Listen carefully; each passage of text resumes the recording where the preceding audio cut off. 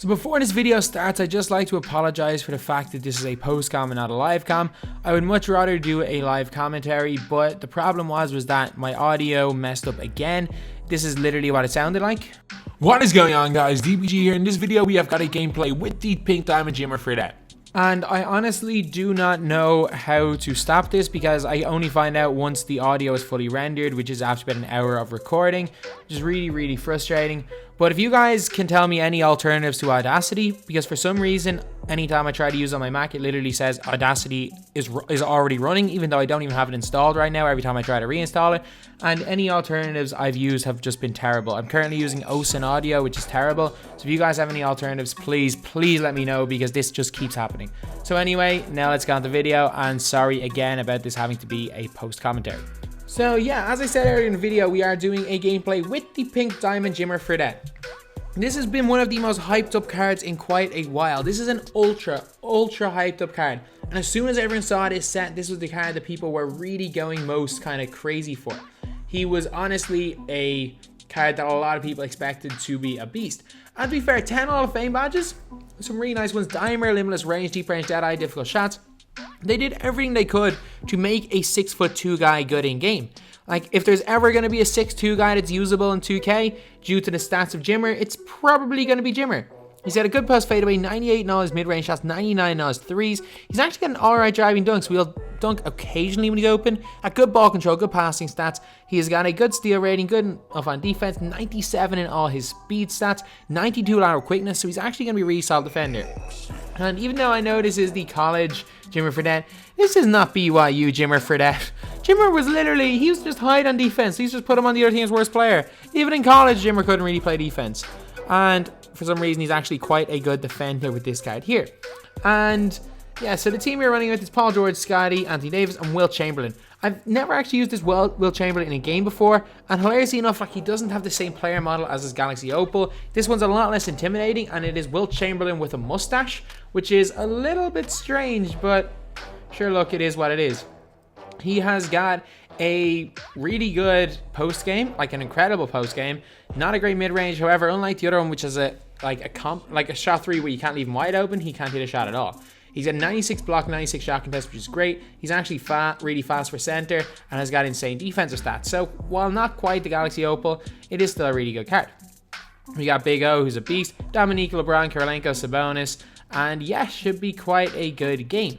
And yeah, Wilt Chamberlain, hopefully, well, he is quite a nice card. I have used him, but he is definitely a massive step below that Galaxy Opal. There's a video I was going to do comparing the two of them, but there's no need to compare them. The Pink Time Wilt Chamberlain is nowhere close. But yeah, so Jimmer should be quite a nice card. He's got some great stats, and he'll be as good as a 6'2" player can be in my team, to be completely honest. So anyway, yeah, this is the squad we are running with. Now let's go over the hot zones for Jimmer Fredette, and then we are going to get on to the game.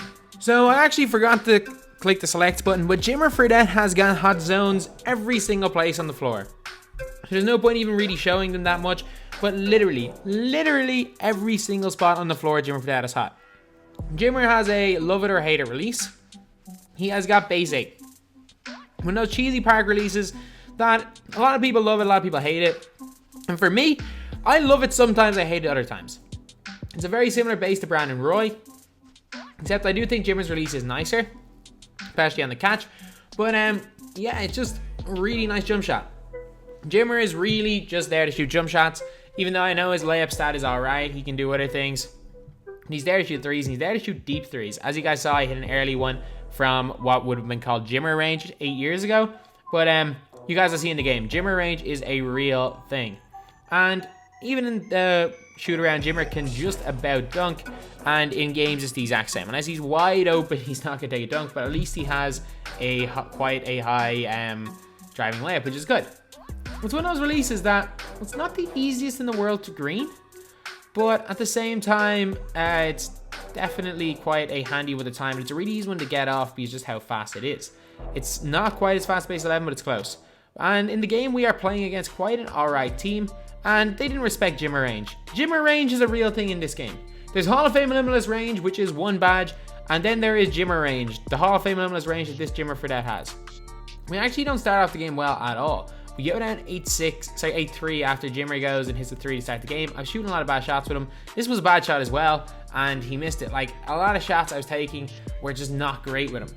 We go down the break, and this is the first catch and shoot situation we've really gotten in since, well, the first one wasn't really a catch and shoot. First wide open shot we got in since the Jimmer range shot, and then he started to come into the game. Once Jimmer hit 1 or 2 shots, it was just game over. Even though I was down, I was taking a lot of high degree of difficulty shots, but just look at this shot right here. Look at how deep that is. This is Jimmer range. This is not Hall of Fame Limitless. That is literally 32, 33 feet away from the basket. That is a crazily long shot. And that wasn't the only one he hit. Jimmer, once he got takeover, was just, and he was just unguardable. He got an inch of space. It was in every single time. And from mid, from 3, everything. But crazy enough, we did just kind of switch off. I did not play the best first quarter here. And we were down 3 going into the second quarter. And they kept it as a 5-point lead. I wasn't really worried because I felt like I was in control of the game. It was still a little bit crazy. And this one here, this is even further away.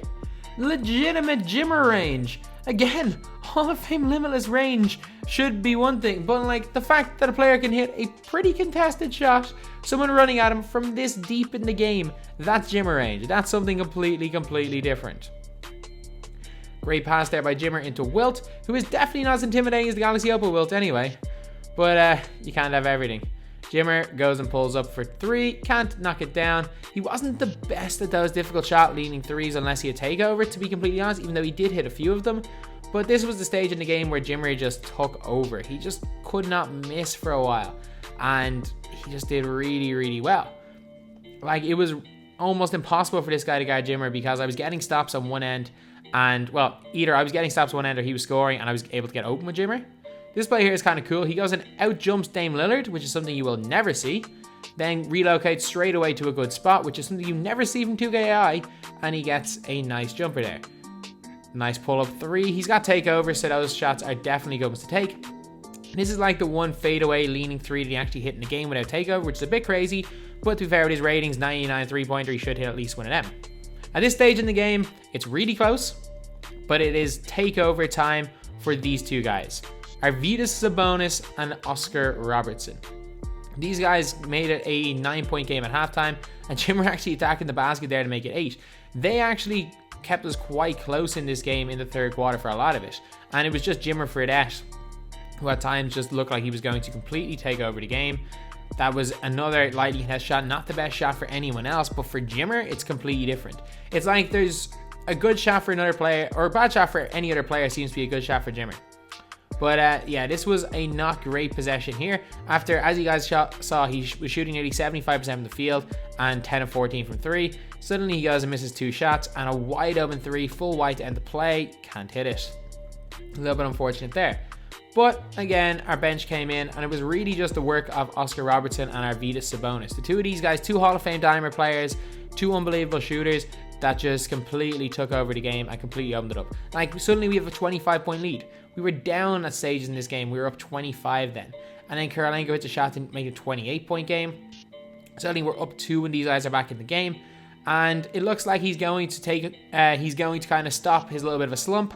Then a wide open miss there for Jimmer, which was a little bit surprising. He was missing a good few wide open ones late on in the game. Then he shoots a contested one here. Whereas earlier in the game, these were shots that were going in. He wasn't making them later in the game. However, when in doubt, when you're missing shots, just shoot it from Jimmer range. Contested, not contested, it doesn't matter. If he's within Jimmer range, it's going in most of the time. And then from here on out, it was just Jimmer takeover time. He actually had takeover, but he took over the game. He started hitting shots, and there was nothing the defense could do. He was pulling up in people's face on the break from 30 feet out. Like, I've never done that with any other guard in the game this year, which is just something that's just crazy.